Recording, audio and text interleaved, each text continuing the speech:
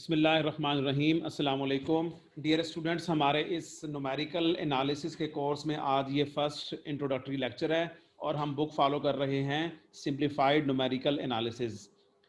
Book का preface अगर देखें तो आथर क्या कहना चाहते हैं कि ये जो बुक है simplified numerical analysis is an outcome of several years of relevant teaching and writing efforts.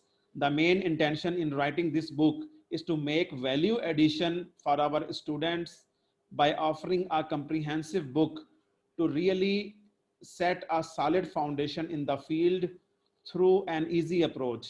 It has been authored with very specific objectives in mind, which are around the goal that our students should be uplifted and their learning of the subject should properly be aligned with the spirit of such a powerful and impactful subject of science and engineering. This text is designed to help the student to adopt such a styled and approach of learning that can help them to build spot on understanding and reform the learning styles. The relevant challenges have been addressed through several strategic portrayals. The question sentences have been inserted under the section or subsection headings before the topical discussion to emphasize that what specific points or concern a particular topic focuses. यानी इससे मुराद ये कि basically किताब लिखने का purpose ये था कि जो वर्ल्ड क्लास इंटरनेशनल बुक्स हैं और उसके मुकाबले में दूसरा हमारे एक लोकल स्टूडेंट का जो भी माइंडसेट है, जो भी लर्निंग पैटर्न है, इसके दरमियान में काफ़ी बड़ा गैप है। यानी हमारे स्टूडेंट का माइंड जिस लेवल पर है, जिस अंदाज से वो लर्न करता है या जिस लेवल की चीज़ उठाता है, उसके मुकाबले में एक इंटरनेशनल टेक्स्ट बुक की जिसमें वर्ल्ड क्लास एक्सपर्ट ने अपनी फील्ड में किताब लिखी है, दोनों के दरमियान में एक ह्यूज डिफरेंस है, एक गैप है बहुत बड़ा। इस गैप को फिल करने के लिए, उस खलीज को पाटने के लिए क्या किया गया है, ये किताब लिखी गई है ताकि हमारे स्टूडेंट के माइंडसेट का ख्याल भी रखा जाए और जो एक वर्ल्ड क्लास बुक में चीज़ होनी चाहिए उसको थोड़ा आसान करके रेलिवेंट चीज़ को पेश कर दिया जाए। दूसरी बात इसमें यह है कि हर टॉपिक से पहले क्वेश्चन आंसर स्टाइल रखा गया, यानी हर टॉपिक में जो जो बातें पढ़ाई जा रही हैं उसमें क्वेश्चन आंसर स्टाइल रखा गया है। दो वजूहात है मेन उसकी। एक वजह तो ये है कि हमारा स्टूडेंट जो है वो इससे मुतमिन रहेगा कि ये सवाल बना बनाया सवाल मौजूद है और नीचे बना बनाया जवाब मौजूद है, तो ऐसा सवाल हुआ करेगा तो ये जवाब आ जाएगा। तो ये बज़ाहिर एक फ़ायदा है, लेकिन असल फ़ायदा ये नहीं है। जो इसमें एज ए आथर मैंने इसमें कोशिश की है वो ये है कि बाज़ को आप किसी बुक से आपने सेक्शन पढ़ा, किसी टॉपिक का चैप्टर के अंदर कोई सेक्शन है वो पढ़ा, लेट सपोज 3 सफ़ों का आपने सेक्शन पढ़ा, उस सेक्शन में मुख्तलिफ तरह के कंसेप्ट एक्सप्लेन किए जा रहे हैं, या बाज़ को कोई एक पैराग्राफ पढ़ा, उस पैराग्राफ में कोई मखसूस कंसेप्ट एक्सप्लेन कर दिया है, तो उसके बाद आपसे पूछा जाए कि आखिर इस पैराग्राफ में से आपने क्या लर्न किया, क्या पॉइंट गेन किया, जो बज़ाहिर सेक्शन की हेडिंग में नहीं लिखा हुआ लेकिन उसी टॉपिक से रेलिवेंट एक चीज़ जो कि आपने पैराग्राफ में अंडरस्टैंड कर ली है और सेक्शन के अंदर 3-4 बातें मुख्तलिफ किस्म के आपने काम कर ली हैं, अंडरस्टैंड कर ली हैं, तो वो क्या पॉइंट आपने अंडरस्टैंड किया है, उसी पॉइंट को सवाल बनाकर उसी पैराग्राफ या उसी सेक्शन से पहले रख दिया गया। तो लिहाजा एक सेक्शन के अंदर मोर देन वन आपको क्वेश्चन भी नजर आएंगे। मकसद क्या है कि उस सेक्शन के अंदर जो मुख्तलिफ बातें गेन की गई वो सवाल की शक्ल में पहले से रख दी गई हैं कि आखिर क्या गेन किया इसमें से। The question sentences have been inserted under the section or subsection headings before the topical discussion to emphasize, ये बात emphasize करनी है, what specific points or concerns a particular topic focuses. This approach might also be very useful in satisfying the concern of our students to be specific and definite about the exam questions and getting an impression of being secure about the exam performance. यानी student को questions के pattern का पता चल जाए अगर, तो वो अपने आप को महफूज समझना शुरू कर देता है। अगरचे इसकी रियलिटी से ताल्लुक नहीं है, इसका एज सच ताल्लुक यही है कि आपने चीज़ लर्न करनी होती है, असल बात तो ये है, और वो लर्न करने के बाद आपने वो नॉलेज आपने इनफैक्ट गेन कर लिया। अब आपसे अगर उसका एग्जाम या इंटरव्यू लिया जा रहा है तो आप उसमें कुछ बोल सकें, लेकिन हमारा स्टूडेंट उस पर ज़रा कम जाता है, वो क्वेश्चन आंसर स्टाइल पसंद करता है, तो चले हमने वो क्वेश्चन आंसर स्टाइल भी रख लिया। लेकिन पर्पस क्या था कि एक टॉपिक पढ़ा आपने या पेज पढ़ा या पैराग्राफ पढ़ा, तो आखिर उसमें से आपके हाथ क्या नॉलेज आया, क्या चीज़ आई, तो उस चीज़ के बारे में क्वेश्चन बनाकर ऊपर रख दिया गया। The topics of the book are relevant to different courses with different objectives, being relevant for a variety of undergraduate programs. Therefore, almost each of the chapter is made to comprise 3 parts. असल में purpose ये कि ये जो book है या जो इस बुक के कंटेंट्स हैं, इस कोर्स के कंटेंट्स हैं, ये सिर्फ मैथ के स्टूडेंट्स नहीं पढ़ते, बल्कि तकरीबन सारी इंजीनियरिंग डिग्रीज में ये कोर्स पढ़ाया जाता है, और बहुत सी जगहों पे कंप्यूटर साइंस के स्टूडेंट्स भी ये पढ़ते हैं, लेकिन उनका फोकस जो है वो डिफरेंट होता है। एक जो है वो हर चैप्टर में 3 हिस्से बना दिए गए हैं। एक है कॉरिडोर 1, एक है कॉरिडोर 2 और एक है कॉरिडोर 3। जो हमने उस चैप्टर की जो बेसिक्स रखी हैं वो हमने कॉरिडोर 1 में रखी हैं। जो भी इस चैप्टर से गुजरेगा उसे ये चीज़ आनी चाहिए। इसमें हमने मेथड्स को ड्राइव कर लिया है, मेथड का फार्मूला देख लिया है, मेथड्स को यूज़ करके दिखा दिया है। तो इसका मकसद क्या हुआ कि ये मोटिव क्या है इसका, लेट्स प्लान इट। दूसरा क्या है कॉरिडोर 2, जिसमें एनालिसिस जो है वो किया जाएगा उन्हीं मेथड्स के बारे में, और ये काम मैथमेटिशियन का है, तो इसको हमने क्या नाम दे दिया, लेट्स थिंक डीप। इसी तरह से जो हर चैप्टर में हमने तीसरा कॉरिडोर रखा है, उसका मकसद क्या है कि जो मेथड्स आपने बेसिक्स वाले सेक्शन में पढ़ लिए हैं, कॉरिडोर 1 में पढ़ लिए हैं, वो उनका कंप्यूटर प्रोग्राम बनाया जाए। यानी पहले एल्गोरिथम लिखा जाए, फिर C++ लैंग्वेज में या मैटलैब में उनका प्रोग्राम लिखा जाए। तो कॉरिडोर 3 में प्रोग्रामिंग उन्हीं मेथड्स की गई है। और फर्दर इसमें मोटिव क्या है, मोटिव इसमें ये है लेट्स डू इट। तो मैंने 3 तरह के ये स्लोगन्स बना दिए, मोटिव बना दिए। एक पहला क्या है, लेट्स प्लान इट, यानी आप एक न्यूमेरिकल मेथड प्लान करते हैं, यूज़ कैसे करना है वो सीख लेंगे। और अगर आपने एज ए मैथमेटिशियन थोड़ा डीप जाना है, डीप सोचना है, तो लेट्स थिंक डीप आ गया। और आखिर में क्या चीज़ है, लेट्स डू इट, वो जो सारा कुछ प्लान बनाया था उसे करेंगे हम प्रोग्रामिंग में जाके। तो इस तरह से हर चैप्टर में 3 स्लाइसेस कर दी हैं। इंजीनियर्स और कंप्यूटर साइंटिस्ट आमतौर पे पहला और तीसरा पढ़ेंगे। जो मैथ के स्टूडेंट्स हैं, जो बिल्कुल प्योर मैथ की अप्रोच है, वो पहला और दूसरा पढ़ेंगे। जिनकी थोड़ी सी अप्लाइड मैथ की अप्रोच है, कंप्यूटेशनल मैथ की अप्रोच है, वो पहला दूसरा तीसरा उन्हें करना चाहिए। और हम इनफैक्ट पहला दूसरा तीसरा हम सारे ही रखेंगे अपने इस न्यूमेरिकल एनालिसिस के कोर्स में। The readers can pinpoint the topics or questions from these 3 portions or corridors of the chapters according to the course learning outcomes or individuals needs। यानी आप एक कोर्स की लर्निंग आउटकम्स क्या हैं, उसके मुताबिक आप जाके इन 3 कॉरिडोर्स में से अपना टॉपिक टारगेट कर लेंगे। Our students frequently feel a serious reluctance in getting benefits from the numerical methods through programming these for computers, and hence face difficulty in addressing the contemporary needs of the subject।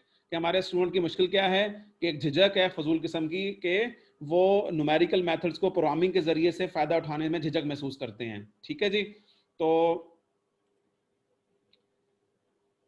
जो इस subject का असल modern फ़ायदा यानी contemporary, जो आज के दौर की ज़रूरियात हैं, वो इस सब्जेक्ट की वो उसको एड्रेस नहीं कर पाते। तो लिहाजा उनका ये डर दूर करने के लिए corridor 3 purposefully focuses on eliminating the misconception and bridging the gap of understanding through training. Due to Corridor 3 of various chapters displaying C++ and MATLAB programs in a scattered fashion, the present book may be regarded as a combination of 3 books. पहला क्या चीज़ है, number 1 corridor 1 यानी कि 1 और 2 में an introductory textbook on numerical analysis जिसमें 1 और 2 शामिल हैं।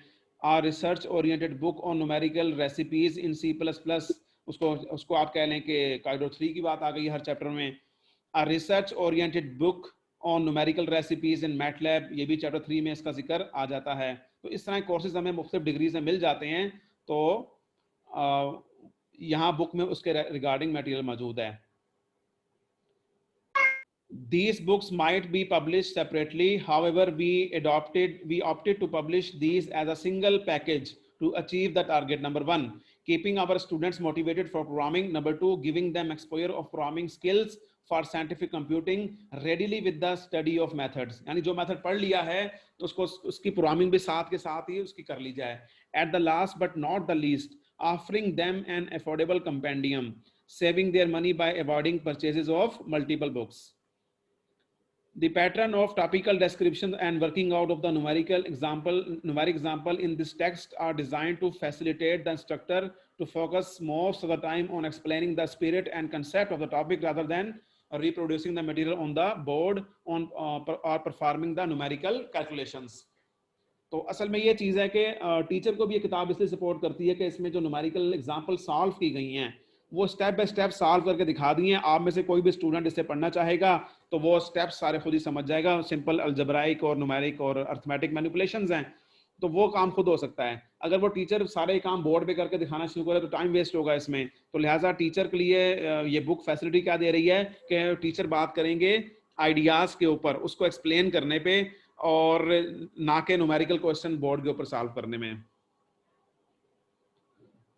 It may also be noted that the description or working out under any question or problem is made to be self-contained, so that whatever assumption is needed to be made or whatever equation is needed to be referred is already present there as a part of the discussion. यानी जो हर topic को कोशिश की गई है कि self content बनाया जाए, उस टॉपिक के लिए जो जरूरी फार्मूला चाहिए वो वहीं साथ ही लिख दिया जाए.